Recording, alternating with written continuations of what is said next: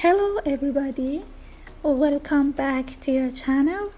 In this video I wanna tell you that if you just only learn the tonality table and how to shade triangle, you can draw anything realistic only with a pencil. For example, with 2B or HB or even F graphite pencil. I promise you, if you practice just these two, you can draw realistic portrait too.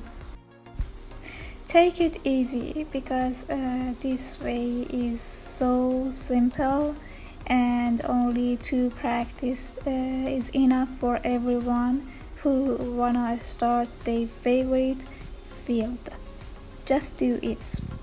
I drew all of these only with a pencil, with HB pencil, and nothing more. I didn't fade the shade, and I learned the tonality table and learn the triangle shading.